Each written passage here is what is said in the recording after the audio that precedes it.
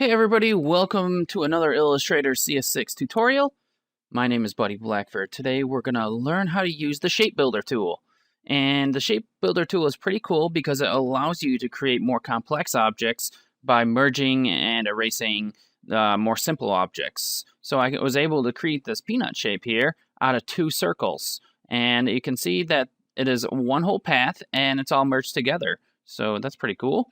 Now, you can select edges in different regions of the object, and those can be merged or erased to form a new object. So I'm going to show you how to do that. I'm going to delete this out. Let's go ahead and create two circles. All right, now I've got two circles, and I'm just going to line these up using my Snap 2 guides here, and bring it up here.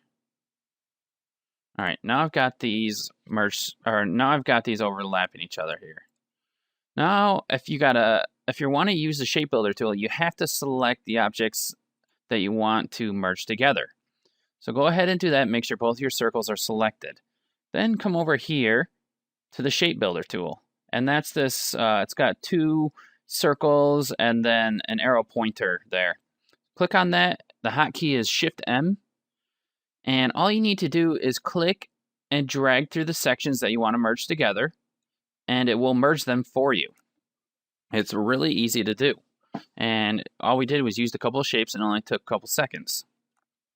I'm going to go back real quick. I'm going to show you a couple more things that you can do with this. Now, if you go ahead and you just click on a section, now you know you're in a section because it has this like grayish background that comes in. If you go ahead and click on a section, it's going to extract or basically like break that region off from the shape. So I'm going to click on this section here. I'm going to go back to my selection tool and go ahead and click on it. And you can see now that it's just that shape. And if I go to this shape, there we go. So it pretty much just broke out that little section of the shape there. It added in these extra paths, and this path wasn't here before, and made these two extra shapes. So keep that in mind when you're trying to create some shapes together. Let's go back to the Shape Builder tool. Another thing that you can do is delete out sections or paths if you want to. If you hold down Alt, cursor is gonna turn to have a negative or minus sign on it, and you can go on top of either sections here. Click there, it's going to delete that section out, or I can delete some paths, so I can delete that path out and then delete this path out. Now if I go to use this section, you can see that when you start deleting things, it doesn't create a whole one single path. You'll have two separate.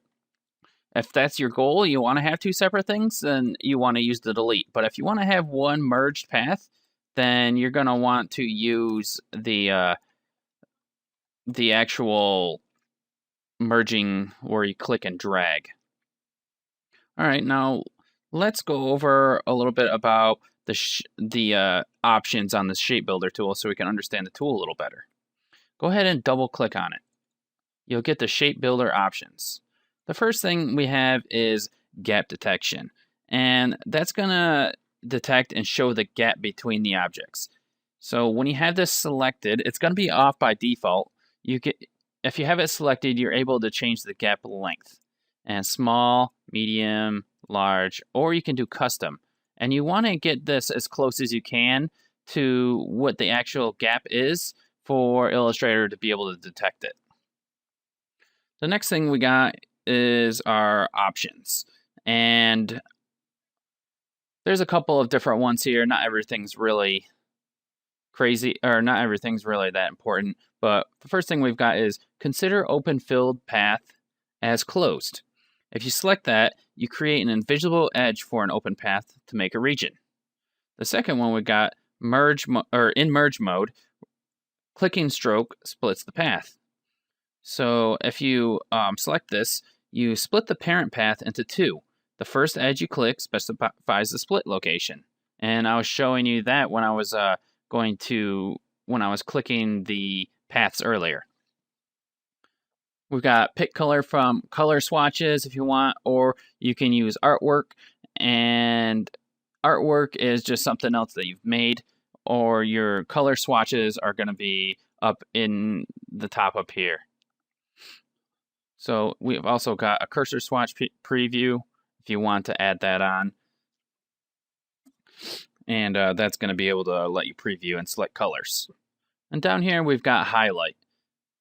So if you have fill selected, it's going to highlight the merged area in gray. So when I had my mouse over in the section here and the whole section turned gray with that gray background, that's what that means. And I suggest that you have that on so you know where you're in. But if you're working with something that's already gray and it's not working right, then it's not, you might not want to have it on. It depends on your project you're working on. Highlight stroke when editable. So when I was holding down Alt and I wanted to delete these lines that were in the center, they turned this color light red. And that's what that means. You got this little information bubble here that hold Alt to trim lines and stuff like that. And a little bit more information. But that's it. And if you want to set it back to the defaults, just click on Reset and everything is back to the defaults. And hit OK to make your changes. So that's it for the Shape Builder tool. I'd like to thank you for watching. Now you know a little bit more. You can create more advanced shapes than just a peanut. You can take, if you wanted to, you can take maybe something like a rounded rectangle tool. We can increase the stroke on it. And then if we take our circles here, I'll show you. There we go. Oh, I accidentally double-clicked it. Put that around here. Let's make this smaller. Do something like this. I need to make this way smaller. I'm trying to make a cloud. All right, we got those. I'll select these both. I'll increase the stroke a little bit so it looks a bit more. And then go ahead with our merge tool. We'll select everything. And our shape builder tool, And we can start deleting stuff out.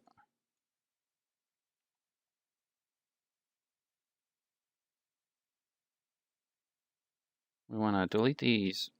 Oops. We're getting some crazy artifacting in here that we don't want. I can go in and try to delete these out. So we got some artifact in here that we don't want.